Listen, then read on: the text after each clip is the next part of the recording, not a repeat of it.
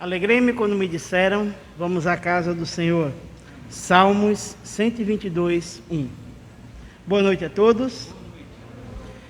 Vamos dar início a mais um culto noturno, culto de edificação da Igreja Batista Regular no Jardim Amazonas.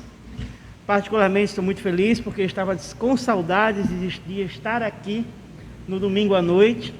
Todos sabem que trabalho fora e domingo à noite eu estava impossibilitado de estar com os irmãos durante esses momentos. Muito feliz, agradeço a Deus por estar aqui. Vamos todos nos colocar em pé para iniciarmos o culto de hoje à noite.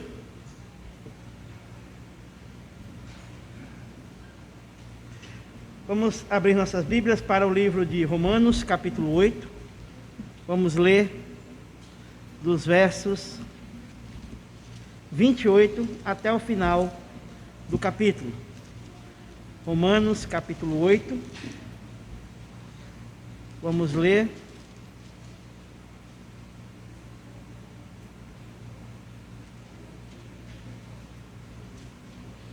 do verso 28 até o final do capítulo. Vamos fazer uma leitura participativa. Os homens começam.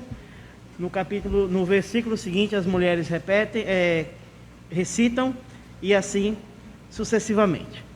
Todos encontraram? Romanos, capítulo 8, versos do 28 até o final do capítulo. Diz assim a palavra do Senhor: Sabemos que todas as coisas cooperam para o bem daqueles que amam a Deus, daqueles que são chamados segundo o seu propósito.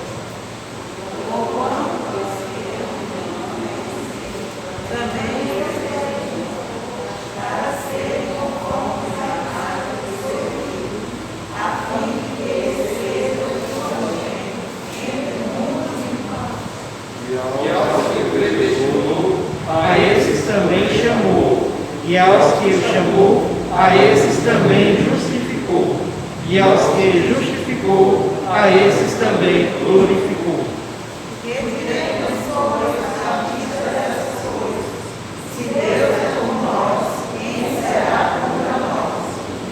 Aquele que não poupou seu próprio filho, antes por todos nós o entregou, porventura não nos dará graciosamente com ele todas as coisas? Quem me dará acusação contra os eleitos de Deus? É Deus quem me justifica. Quem os condenará? É Cristo Jesus quem morreu, ou antes quem ressuscitou, o qual está à direita de Deus e também intercede por nós.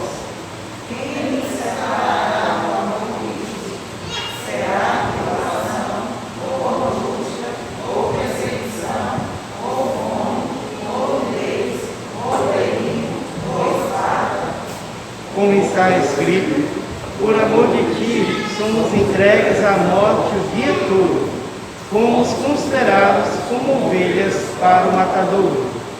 Em todas essas coisas, porém, somos mais vencedores por meio daquele que nos amou. Porque eu estou bem certo de que nem a morte, nem a vida, nem os anjos, nem os principados, nem as coisas do presente, nem do porvir, nem os poderes, nem a altura, nem a profundidade, nem qualquer outra criatura poderá separar-nos do amor de Deus, que está em Cristo Jesus, nosso Senhor. Amém. Muito obrigado a todos. Podeis sentar.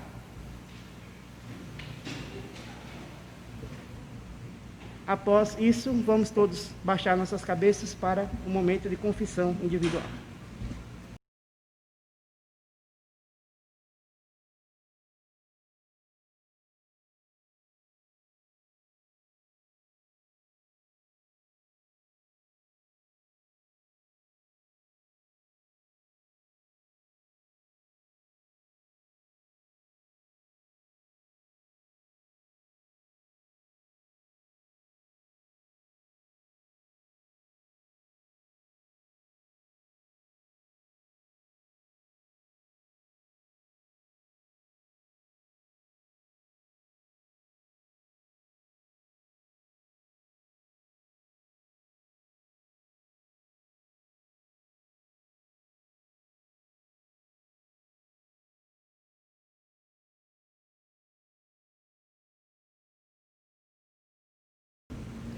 Peço para o irmão Ornaldo orar, agradecendo a Deus por esse culto.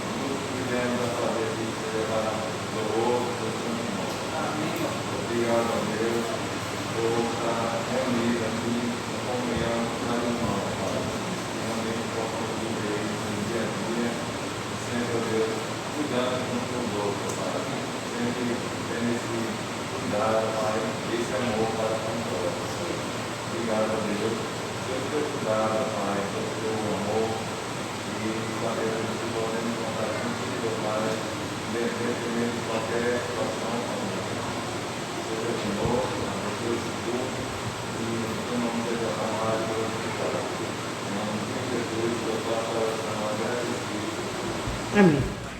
Agora sim, vamos continuar. Vamos todos recitar o tema e o versículo do nosso ano. Vamos lá? Discernindo e digo a vós outros que conheceis o tempo. Já é hora de vos despertarmos do sono. Romanos 13, 11 a e B. Muito obrigado. Hino na nossa missão, eu sempre esqueço. Nossa missão: glorificar a Deus, edificar os salvos, sustentar os valores morais e espirituais do cristianismo e difundir a fé cristã. Agora sim, o hino oficial.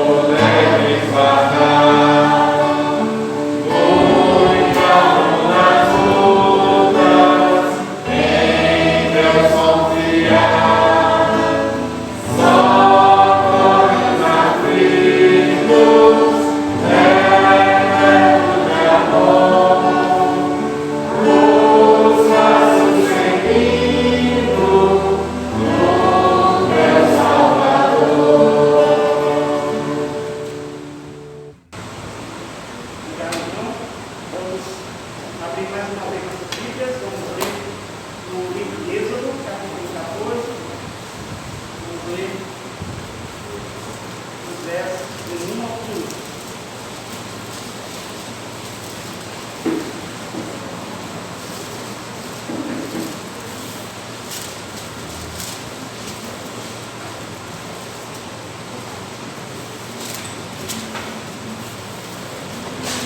Novamente, vamos lá pela leitura participativa, onde talvez começa, em seguida as mulheres e senhoras leem o segundo versículo e assim sucessivamente. Êxodo capítulo 14, versos de 1 ao 15. Êxodo 14, versos de 1 ao 15. Vamos explicar? Disse o Senhor a Moisés: Fale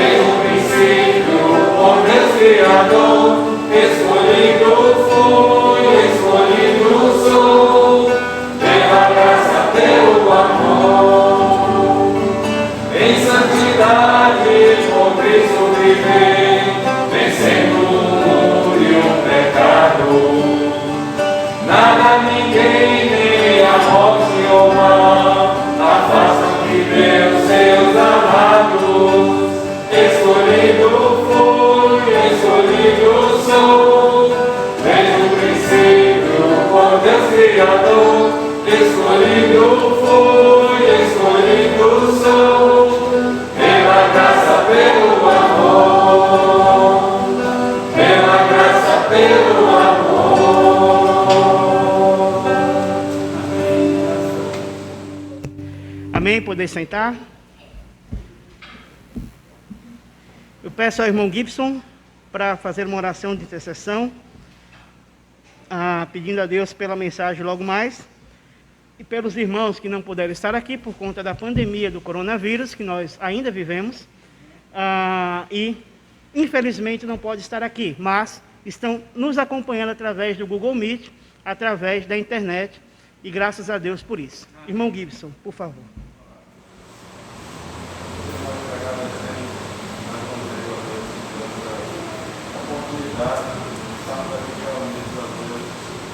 Para te adorar, para confirmar a tua palavra. Esse momento especial, Deus, das coisas que não podem estar aqui pessoal, presencialmente, ó Deus, você sabe, não faltando suas orações, ó Deus, você possa estar ali guiando também a tua palavra, Deus, que eu possa estar sempre mostrando cada vez mais o teu amor, o teu misericórdia. Deus está respondendo por uma mensagem. A mensagem é essa aqui. Você está preparando o seu amor, o seu carinho, Deus, estando na necessidade do seu povo, estando sempre a tua glória. Obrigado, graças por essa palavra. Nós necessitamos a cada dia, Deus, para crescer e cada vez mais aprender mais a te amar, a te glorificar e desejar cada vez mais. Amém. Obrigado, irmão Gibson. Eu passo a palavra ao nosso pastor oficial da igreja, pastor Agemiro Filho. Boa noite. Nós temos ali duas senhoras nos visitando. Eu queria saber o nome delas.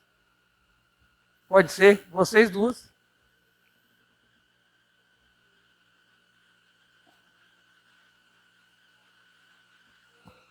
Cleide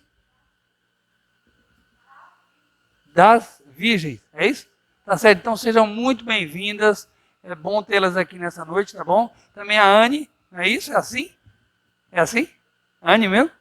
Então tá bom, sejam muito bem-vindas, tá bom? Teve conosco ontem ou hoje pela manhã? Ontem, né? Ontem à noite, tá certo, muito bom tê-la aqui, esposa do nosso irmão Gibson. O André já não é visitante, já está, não é, naquele caminho, não é, para se tornar membro da nossa igreja, já já foi comunicado à diretoria da igreja, vai ser comunicado à igreja, mas está no processo de se tornar membro da nossa igreja. Não é? O André está aí nesse processo, então não é mais nenhum visitante. Queridos, abramos as nossas Bíblias para o texto que eu vou colocar agora em tela. Muito bem. O texto é Romanos capítulo 13, onde nós leremos de 11 a 14. Romanos 13, de 11 a 14. É o texto do nosso estudo nessa noite. Hoje eu vou ser um pouco mais breve, porque ainda temos a celebração da ceia do Senhor, mas eu creio que essa mensagem foi preparada, obviamente, pensando nesse momento de ceia do Senhor. Romanos 13, de 11 a 14 é o texto que nós vamos ler.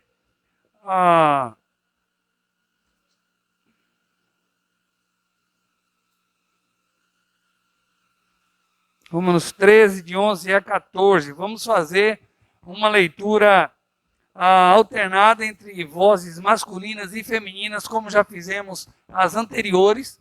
Também vamos fazer da mesma forma agora. Romanos 13, de 11 a 14. Os homens lerão o 11, as mulheres o 12, os homens o 13, e as mulheres, então, finalizarão a leitura, lendo o versículo 14. Então, os homens iniciarão com os ímpares. Todos acharam? Romanos 13, 11 a 14. Vamos lá, homens.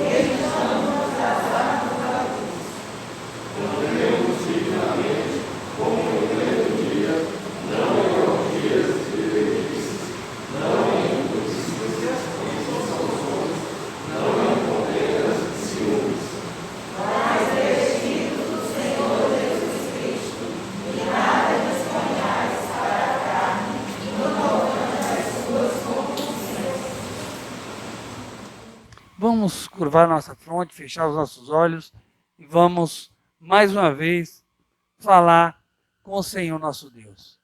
Senhor nosso Deus e nosso Pai amado. Nós, mais uma vez, ó Deus, nos achegamos até o Teu trono de graça, ó Deus, antes de mais nada, ó Deus, para Te render graças, para Te render louvores, para Te agradecer, ó Deus, por tudo que Tens realizado imerecidamente em nossas vidas. Obrigado, Pai, porque nós temos a plena consciência de que se até aqui chegamos foi única e exclusivamente por Tua graça, por Tua misericórdia e por Tua bondade. Não temos mérito nenhum em termos chegado aqui, ó Deus, bem, ó Deus, porque entendemos que é tudo fruto do Teu amor. Ó Pai, Te agradecemos, ó Deus, por esse culto, ó Deus, que também é uma demonstração da Tua graça, por esse espírito renovado em nós, de Te adorar, de estarmos aqui para Te prestar culto. Te agradecemos, ó Deus, pela oportunidade que já tivemos de, ó Deus, Te buscar através da oração, de elevar os nossos corações, as nossas mentes até o trono da graça. Ó Deus, Te agradecendo também, ó Deus, intercedendo. Te agradecemos pelos hinos que já pudemos entoar em Teu louvor, pelas vezes que a Tua palavra foi lida, ó Deus, nós só temos que Te agradecer.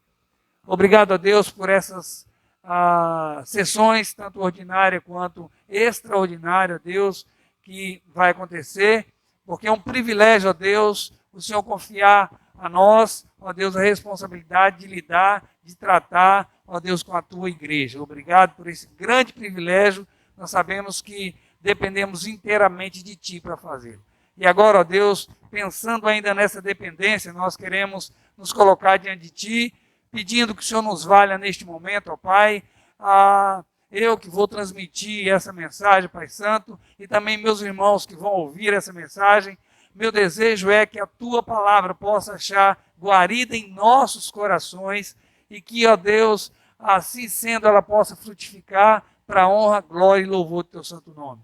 Nos ajude e nos abençoe, ó Deus, na compreensão e também, ó Pai, na aplicação que vamos fazer da tua palavra. É a nossa oração e gratos, ó Deus, nós a fazemos, lembrando, ó Pai, da morte de Cristo, ó Deus, que nos outorgou esse privilégio de nos relacionarmos contigo. Em nome dele, ó Deus, por essa obra que nós oramos em nome do Senhor Jesus. Amém. Podeis se assentar. Queridos, nessa noite, eu gostaria de pensar com vocês sobre relacionamento, sobre relação. É sobre relação que eu quero vos falar, olhando para esse texto. Eu quero vos falar sobre relação ou sobre relacionamento. É sobre isso que eu quero vos falar nessa noite. E antes de passarmos para a mensagem propriamente dita, eu quero, muito obrigado, essa água é muito bem-vinda, não é? Numa terra árida e seca, né? Deus abençoe, irmão, muito obrigado. Muito bem, queridos, então, como eu falava, antes de passarmos para a mensagem propriamente dita, nós vamos então falar um pouquinho desse tema. Vamos falar então da palavra ou do tema relacionamento. Os relacionamentos, eles constituem o núcleo essencial da vida. Os relacionamentos, eles constituem o núcleo essencial da vida. E nós nos relacionamos com nossos irmãos, com os nossos familiares, com os nossos vizinhos, com conhecidos, com aquele comerciante, não é? Com professores, não é? E também com o próprio espaço, não é? O espaço que nós ocupamos. Então nos relacionamos, não é? Então, com nossos irmãos, com nossos vizinhos, com o comerciante, com professores, não é? E também com o próprio espaço que nós ocupamos. Ainda que nem todos os relacionamentos possam ser considerados qualitativamente bons, ainda que nem todos os relacionamentos possam ser considerados qualitativamente bons, não é? É deles que depende a nossa vida. Nossa própria sobrevivência é inteiramente dependente dos vínculos primários que estabelecem conosco desde o nosso nascimento. Quando sequer temos clareza do que significa um relacionamento ou se relacionar. Até os vínculos que nós buscamos ativamente quando adultos, como trabalho, amigos, cônjuges, etc. Sem os vínculos primários, como o que se desenvolve entre a mãe e o filho, por exemplo, não é possível que um bebê sobreviva, se desenvolva e se tornando então um adulto. Veja como o relacionamento, o vínculo, ele é fundamental. Um bebê não sobrevive sem os cuidados da mãe, sem os cuidados de um adulto, sem os cuidados de alguém que possa então lhe dar suprir as suas necessidades ali. Veja como o relacionamento, o relacionar-se é essencial à nossa vida. Sem esse cuidado não chegaríamos à fase adulta. Isso é, afinal, o que define o ser humano como seres relacionais. E por falarmos em nós como seres relacionais, eu creio que esse texto em tela, ele tem muito a nos dizer. Esse texto que nós lemos de Romanos tem muito a nos dizer sobre um tipo de relacionamento, esse tipo de relacionamento que é muito importante pensarmos não só nessa hora, quando relembramos o sacrifício de Cristo por nós, mas esse relacionamento nós precisamos sempre estar considerando. E esse texto ele fala não só de um relacionamento, mas ele fala, na verdade, não só esse texto, mas o contexto um pouco maior, nos fala de vários relacionamentos. Acompanhe comigo aí alguns relacionamentos, não é, algumas relações abordados nessa epístola de Paulo aos Romanos. Algumas relações que são abordadas aí, relações ou relacionamentos. Veja aí, capítulo 12, versículos 1. Não é? Então, capítulo 12. Não é para abrir, não. No capítulo 12, versículos 1 e 2, ele fala da nossa relação com Deus. Corpos consagrados e mentes renovadas. Então, Paulo está falando ali no capítulo 2, versículos 1 e 2, do nosso relacionamento com Deus. Corpos consagrados a Deus, mentes renovadas, o nosso relacionamento com Deus. É isso que ele está falando. Depois, no 12, 3 a 8, fala da nossa relação com nós mesmos, pensando em nossos dons com moderação. Veja, Paulo está falando de como nós precisamos nos relacionar com nós mesmos e pensando nos dons que Deus nos deu, e precisamos pensar nesses dons com moderação. Isso, então, fala nos versículos 12, 3 a 8. Pensando, e depois, do 12, 19 a 16, fala da nossa relação uns com os outros. Amor na família de Deus. É isso que ele fala, da relação uns com os outros. Em 12, 17, 21, fala da nossa relação com os inimigos. Até isso ele fala.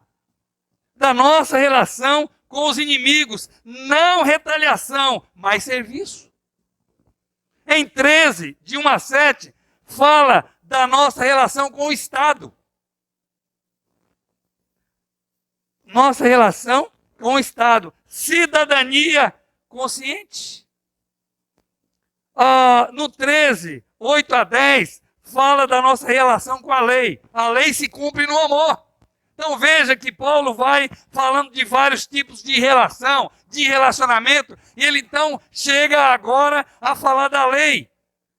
E diz que a lei se cumpre no amor ao próximo. E agora nós chegamos então no nosso texto interno. E dos versículos 11 a 14, fala da nossa relação com o tempo presente. Fala da nossa relação com o tempo. Ou como deve ser a nossa relação com o tempo. Como deve ser o nosso relacionamento com o tempo.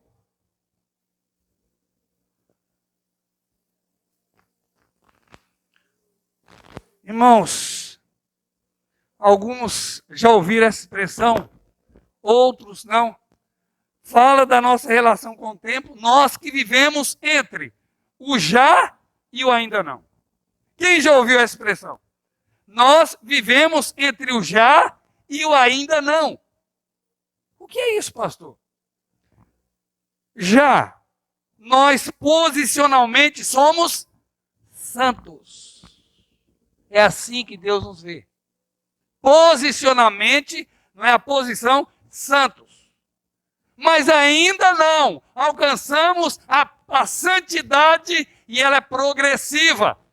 Então, vivemos entre o já e o ainda não. E nós que vivemos entre esses dois tempos, entre o já, essas duas condições, entre o já e o ainda não, a nós, Paulo fala aqui, não é do nosso relacionamento com o tempo. E com base nisso, estamos no processo da santificação. Com base nisso, eu quero pensar com vocês sobre essa ideia. Vamos ficar de pé e vamos pensar.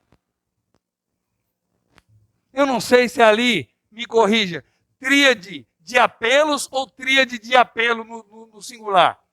Quem é melhor em português aí? Mas tá certo aí, né? Porque é tríade de apelo, né? Então vamos lá. Vamos recitar então todos juntos? Encontramos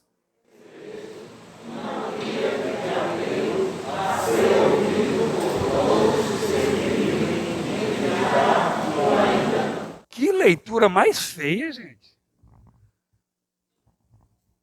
Vamos ler mais bonito. Eu sei que a máscara inibe um pouquinho, abafa, né? Mas vamos ler mais bonito, mais solto, né? Vamos lá? De novo. Encontramos uma tríade de apelo a ser ouvido por todos podeis. Então nós encontramos uma tríade, 3 apelos. 3 apelos a ser ouvido por todos os que vivem entre o já e o ainda não. Se você é crente em Cristo, ainda que você não saiba, mas você vive entre o já e o ainda não, você posicionalmente é visto por Deus como santo. Por isso que foi lido no começo que não vai haver nenhuma condenação. Primeiro, não vai haver nenhuma acusação. Quem nos acusará? Sem acusação. Depois, sem condenação. Quem nos condenará? Primeiro, não tem quem possa nos acusar. Depois, não tem quem possa nos condenar. E por último, não tem quem possa executar qualquer sentença nos separando de Cristo. Veja como nós estamos guardados. Mas nós vivemos nesse já e nesse ainda não. Posicionalmente somos santos, mas ainda não alcançamos a plenitude da nossa santificação. Ela é progressiva, ela é diária. Só vamos alcançar quando tivermos nossos corpos glorificados, quando encontrarmos o nosso Senhor Jesus Cristo. Então, encontramos nesse texto uma tríade, 3 apelos a ser ouvidos por todos os que vivem entre o já e o ainda não. Ou seja, por todos os cristãos. E você pode perguntar para mim, pastor, qual é o apelo?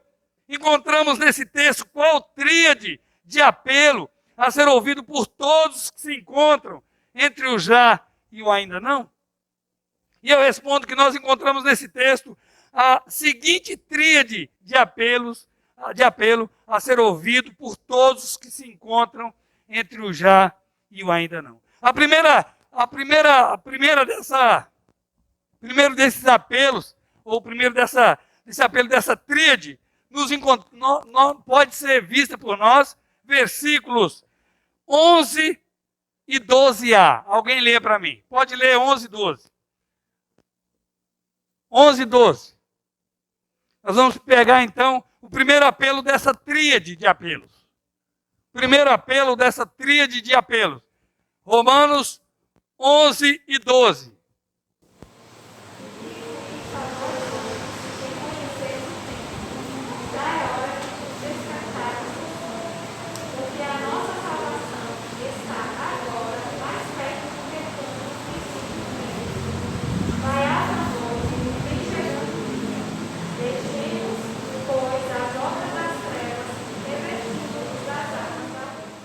Muito obrigado, irmã.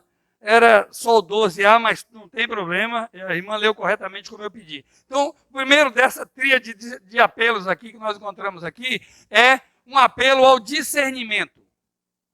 Veja que Paulo diz, olha, e digo isso a vós que conheceis o tempo. A palavra grega para tempo aqui é kairos. Kairos significa a era presente, o tempo presente. Existem várias expressões gregas para tempo, mas aqui é kairos. Então fala do tempo presente, da era presente. O tempo em que nós vivemos. E pensando em tempo, a Bíblia divide a história em 2 tempos. A Bíblia divide a história entre a era presente e a era futura. Então a Bíblia divide o tempo em história, né? Ou a história em tempo presente e em tempo ou época vindoura. Os autores do Novo Testamento deixam claro que a era vindoura, o reino de Deus, foi inaugurado por Jesus. No momento presente, 2 épocas, elas se sobrepõem. Mas vai chegar um tempo onde a presente era não vai mais existir. No momento, existem 2 eras. A era presente e a era vindoura. Ela já é uma realidade. Mas vai chegar um momento onde a era presente não mais existirá. E pensando nisso, não é? O contraste entre noite e luz, não é? Trevas e luz, dia e noite, luz e trevas, é um termo bíblico familiar. Também se encontra nos manuscritos do Mar Morto. Conhecer o tempo é uma metáfora.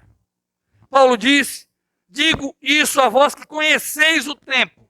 É uma metáfora para quem tem discernimento do tempo, para quem conhece essa era, para quem tem noção que existem esses dois tempos. É isso que Paulo está falando. Então é uma metáfora para o discernimento entre o reino das trevas e o reino da luz. Essa era e a era vindoura. E o povo de Deus sabe que há uma linha que separa esses dois reinos, esses dois tempos. O povo de Deus sabe que eles são. É impossível conciliar essas duas eras. É impossível querer juntar o reino das trevas com o reino da luz. É impossível querer fazer que essas duas eras elas possam então se harmonizarem. Elas são opostas, elas são contrárias.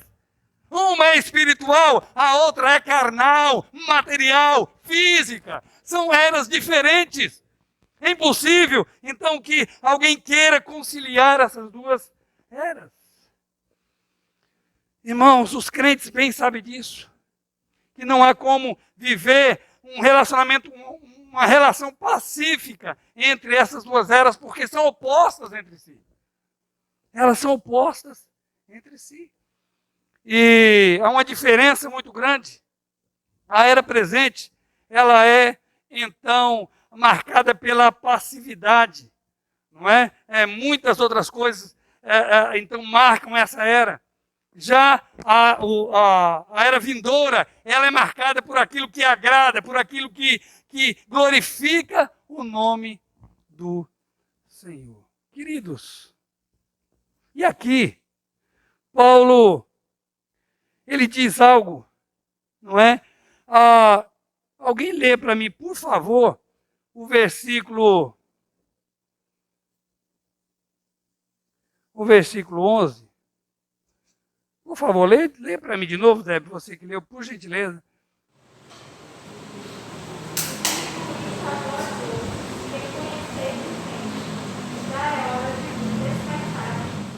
Veja que, obrigado, irmã. Veja que esse apelo é para quem tem discernimento do tempo. Os cristãos já pertenceram à era passada. Já pertenceram à era das trevas, à era da injustiça. Os cristãos já pertenceram a essa era, conhecem bem. Mas eles agora pertencem à era da luz, à nova era, o novo tempo. Eu não gosto muito de expressão nova era, mas esse novo tempo, eles pertencem. E o que Paulo está querendo dizendo? Olha, eu estou falando para vocês que conhecem esse tempo.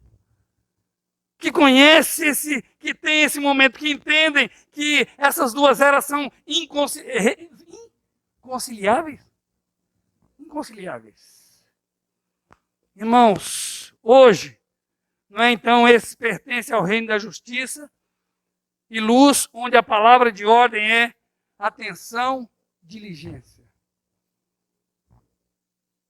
Zelo, o que aponta para alguém que está acordado, está alerta, não dormindo, não vendido, não entregue, não é? E aqueles que gozam dessa condição, que o apóstolo Paulo está então apelando que exerça o seu discernimento. Rogo a vós que conheceis o tempo.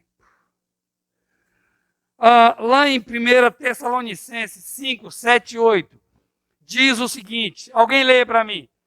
1 Tessalonicenses 5, 7 e 8. Veja o que diz lá, alguém leia bem alto aí para nós e os demais escutem com atenção. Vejam, não é? Como mesmo Paulo, escrevendo aos Tessalonicenses, ele descreve essa questão. Por favor, irmão, leia.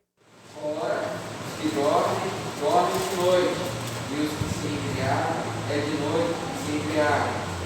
Nós, porém, que somos do dia, sejamos sóbrios, revestindo-nos da couraça da fé e do amor, e, tomando como capacete a esperança da salvação. Obviamente, mais uma vez, usando a noite, usando o sono como uma metáfora, usando o dia como uma metáfora, porque os que dormem, dormem de noite.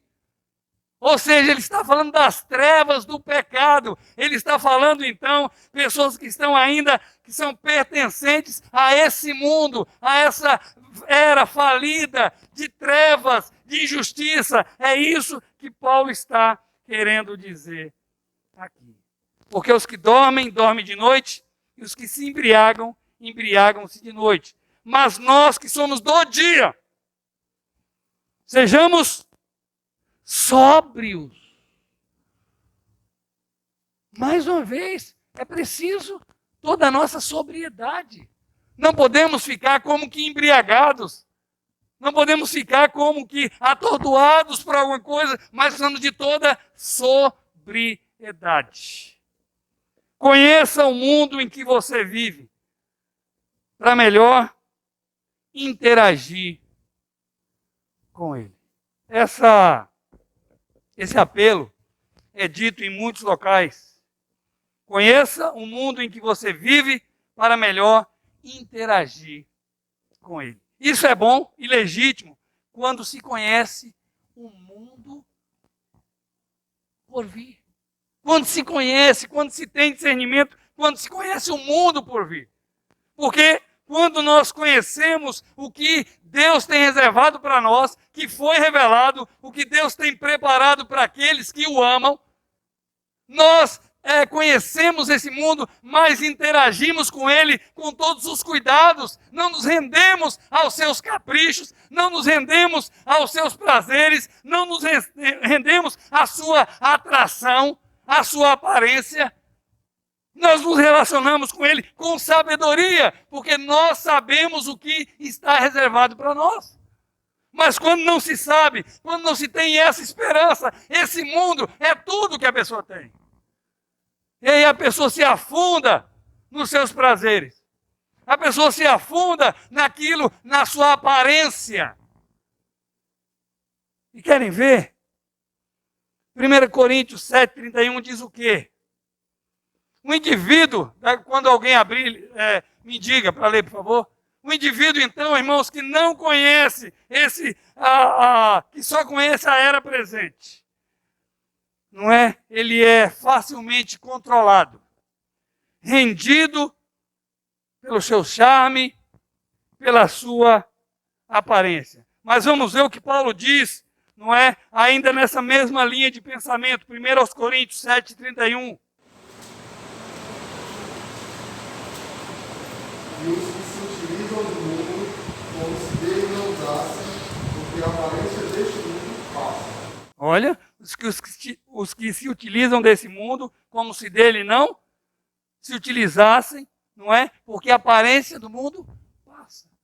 Todo esse aparente glamour, toda essa aparência do mundo vai passar. Então, nós precisamos saber nos relacionar, como se não nos relacionássemos com ele. É um relacionamento diferente. Não é aquele relacionamento vendido, entregue, não é? Aos ditames, vamos dizer assim, do mundo. Então é um relacionamento mais sensato, um relacionamento totalmente diferente. Foi pensando nisso que Jesus Cristo, nosso Senhor, diz que onde estiver o nosso tesouro, lá também estará o nosso coração. Se o nosso tesouro, se aquilo que nós mais prezamos estiver nessa era também estará o nosso coração.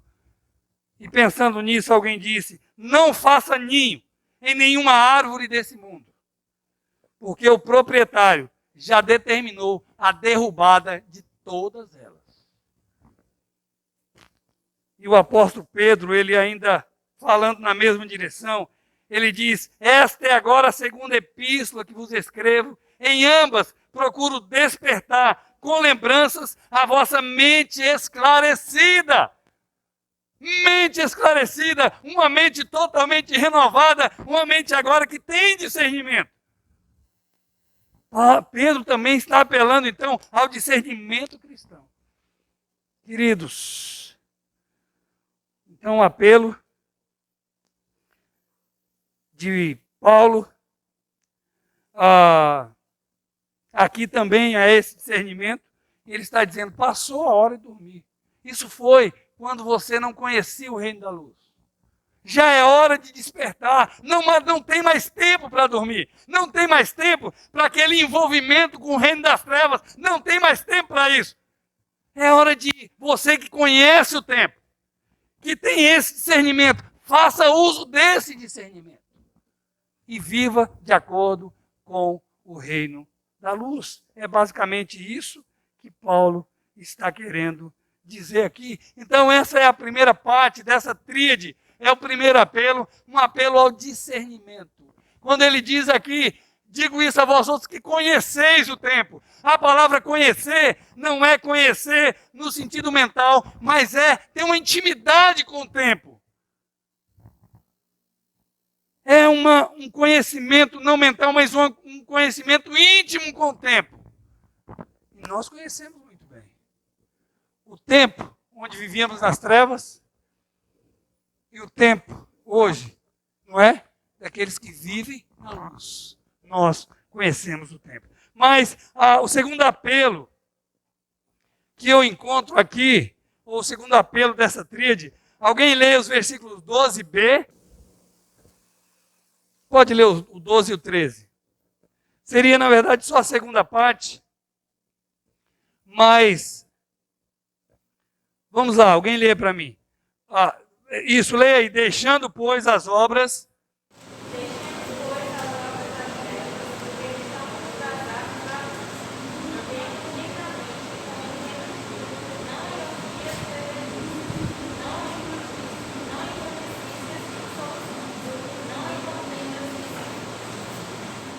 Irmãos, outro apelo que nós encontramos aqui é um apelo ao despojamento.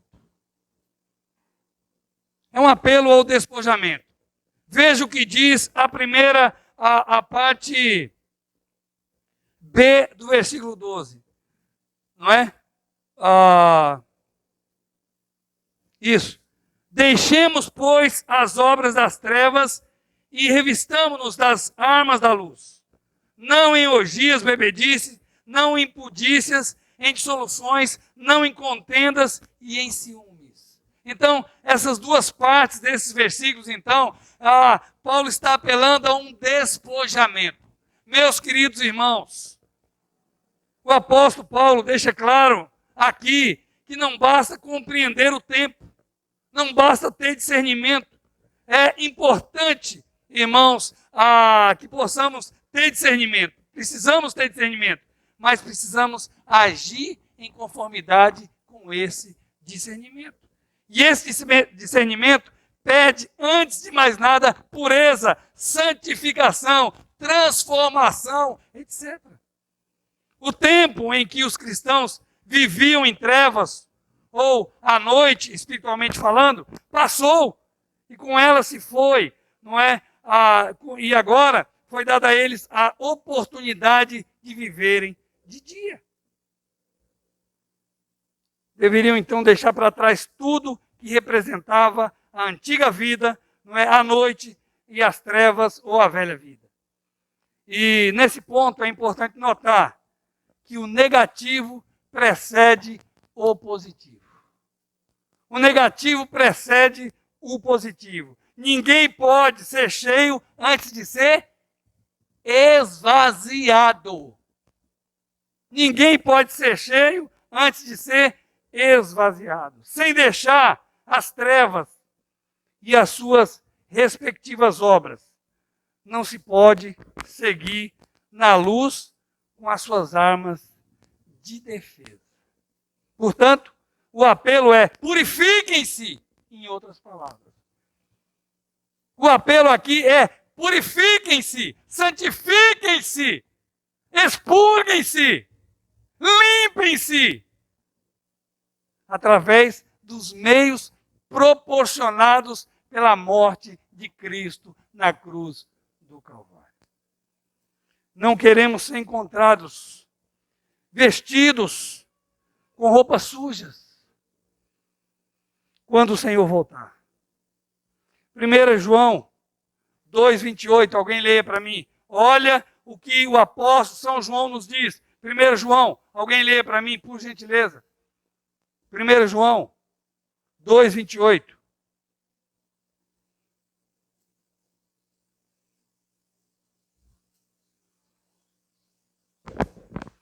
1 João 2:28. O que diz lá? Presta atenção.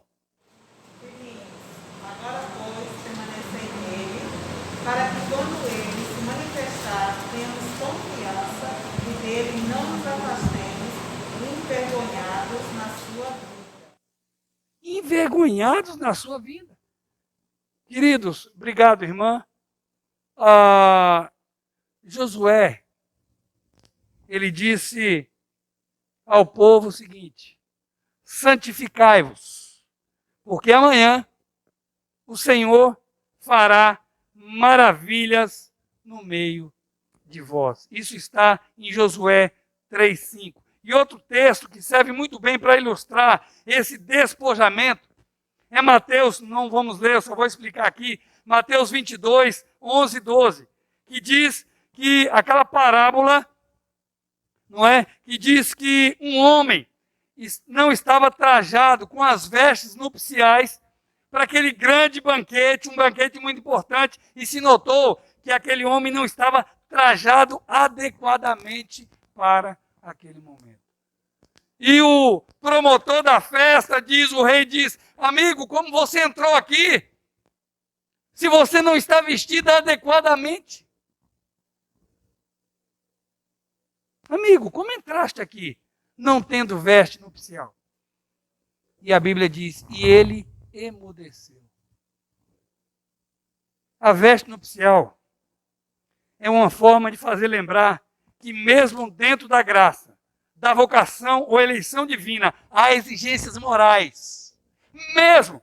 Porque ele diz que vai pela rua, chame prostitutas, publicanos, todo tipo de gente que ouvir, quiser vir, chame. Então se reúne pessoas que obedecem àquele chamado. Mas se nota que alguém ali não está trajado adequadamente. O que essa parábola nos ensina?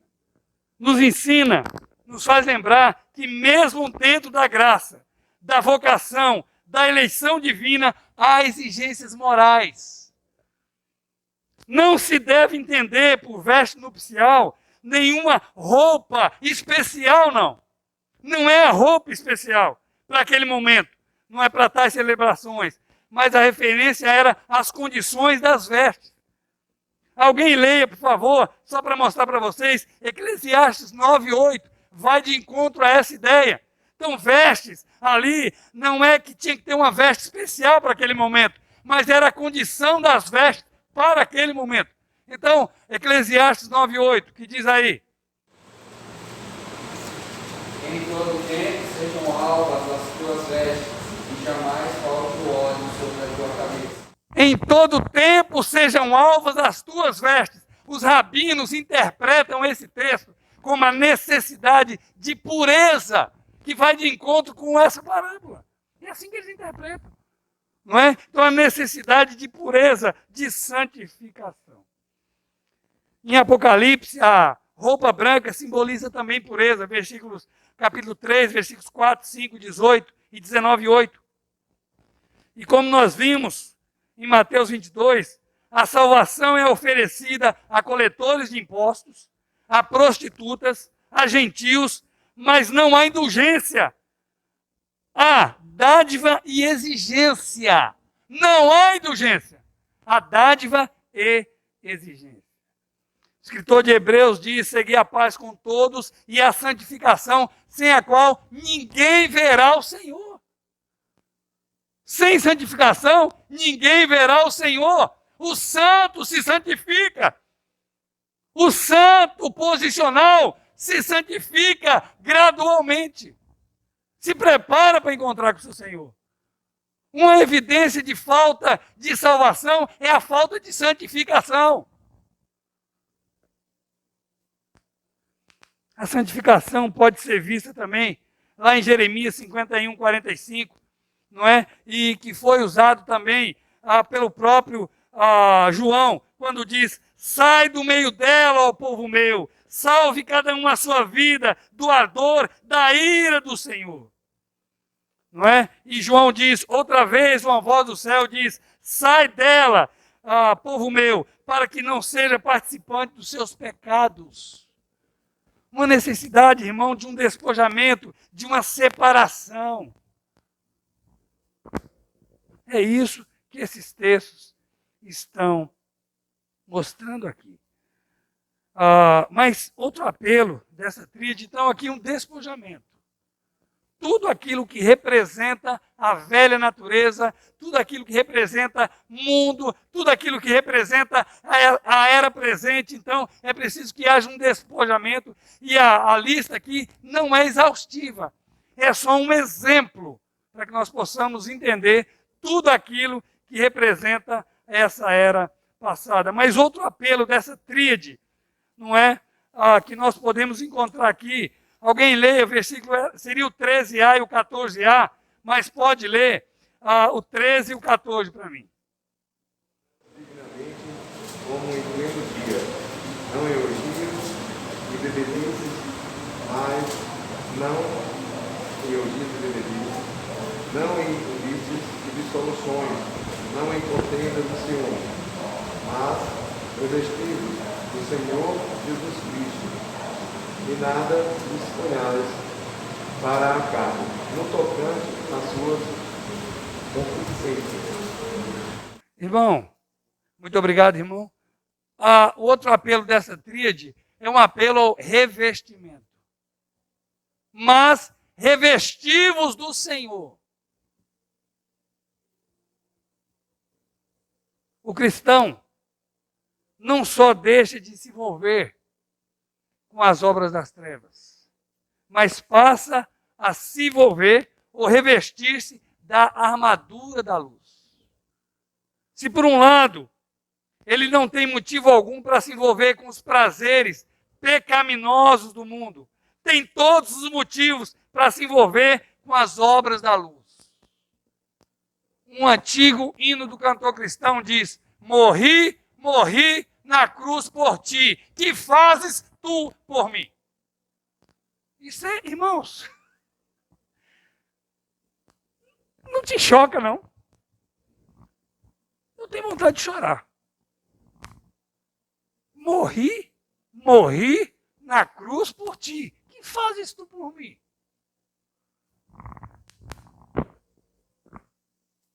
Ele morreu para nos resgatar, para nos tirar das trevas, nos deu discernimento, nos ensinou a nos despojar, nos mostrou que o despojamento é necessário, que o revestimento é necessário. Irmãos, revestir-se do Senhor Jesus Cristo, revestir-se de Jesus Cristo, significa tornar-se semelhante a Ele, receber pela fé aquilo que Ele tem preparado para a nossa vida diariamente. É receber de Jesus diariamente, é ser alimentado de Jesus diariamente, é comer, é participar da santidade de Jesus diariamente. Isso é revestir-se do Senhor Jesus. Isso é revestir-se do Senhor Jesus. O crescimento saudável está relacionado com a qualidade da alimentação espiritual. Não é? Se os ouvintes imediatos de Paulo se alimentassem das coisas da carne, não cresceriam, decresceriam. Ao passo que se eles se alimentassem com as coisas nutritivas do Espírito Santo, seriam bem-sucedidos. O curso de autoconfrontação, para quem já fez, e tem alguns professores aqui, diz que um erro muito comum é cometido pelo aconselhado. E o erro é o seguinte, o aconselhado muitas vezes se despoja, mas não se reveste. Quer dizer, deixa de praticar determinada ação, mas não passa a praticar o oposto dela. É como um quadro, não é que descrito, é como um ladrão que para de roubar. Ele parou de roubar, mas também não trabalha. Isso não quer dizer nada. Ele pode ser um ladrão de férias, ou um ladrão que está gastando aquilo que roubou. Mas a Bíblia diz, olha, não é assim. Deixe de mentir e fale a verdade. O que roubava, não roube mais, trabalhe. Veja que há um despojamento, mas há um revestimento correspondente. Eu acredito que o revestimento constante, feito depois do despojamento constante, é a consolidação de uma vitória. A vitória ela é consolidada quando nós deixamos e passamos agora a nos revestir. Aí a vitória ela é consolidada. Infelizmente, irmãos, muitas vezes vivemos só evitando isso ou aquilo que é contrário à vontade do Senhor. Muitas vezes nós só procuramos evitar aquilo que é contrário à vontade do Senhor. Quando você for estudar a Bíblia, você tem que ir, não é, pronto para um despojamento e um revestimento. Pronto para deixar de fazer aquilo que o Senhor não quer que você faça, mas disposto a fazer aquilo que o Senhor quer que você faça. Porque se não houvesse esse revestimento, não podemos falar de uma consolidação de vitória, não. As duas coisas devem caminhar juntas. Um despojamento e um revestimento. Não é? Para que alguém possa crescer. Não é? Para cada obra das trevas que deixamos para trás, existe uma obra da luz, a qual devemos abraçar.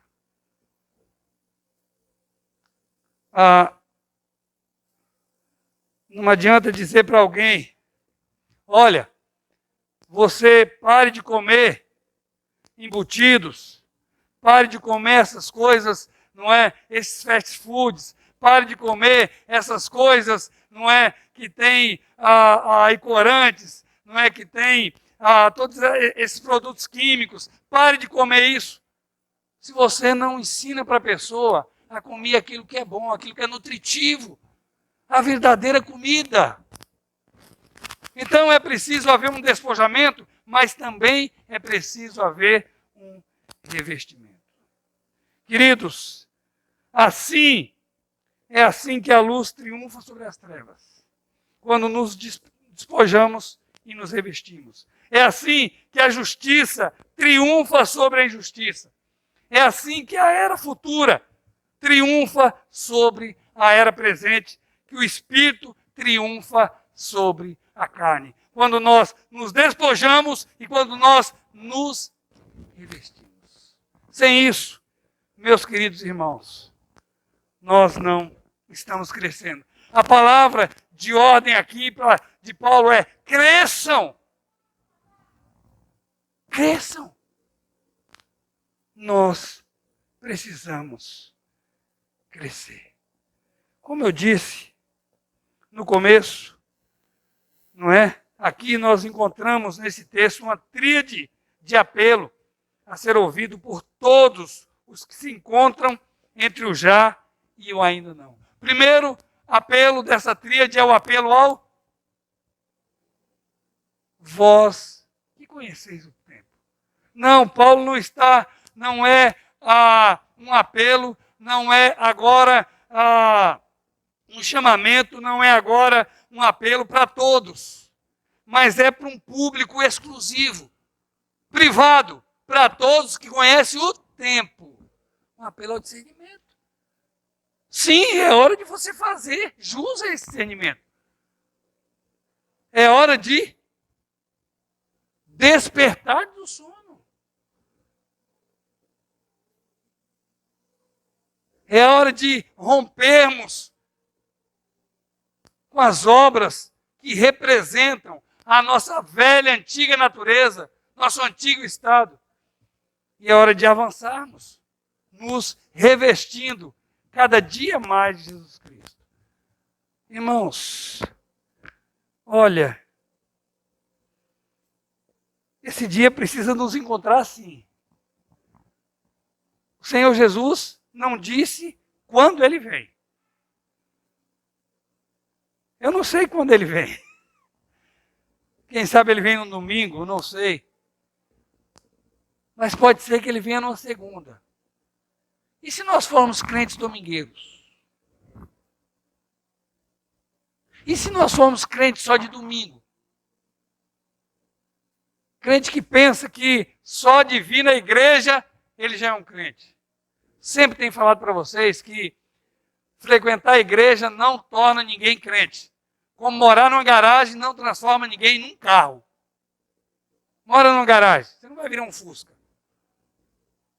Viver na igreja não vai fazer de você um crente, a não ser que você tenha um compromisso com Jesus Cristo, com a morte e ressurreição de Jesus Cristo. Então, meus queridos irmãos, um apelo ao revestimento. E eu dei esse tema, relacionamento, porque quando nós pensamos naquilo que o irmão leu, olha o que a Bíblia diz. Sem condenação, sem acusação e sem execução. Você está livre de tudo isso. Hoje, nós vamos nos lembrar, de uma forma especial, da morte de Cristo. Ele disse, ele ordenou que fizéssemos isso até a sua volta. E hoje nós vamos considerar a morte de Cristo. E eu quero que, pensando nesse momento, você pense, como está a tua relação? Não é você que pertence, está entre esse período, entre o já e o ainda não. Como está o teu relacionamento com esse mundo presente?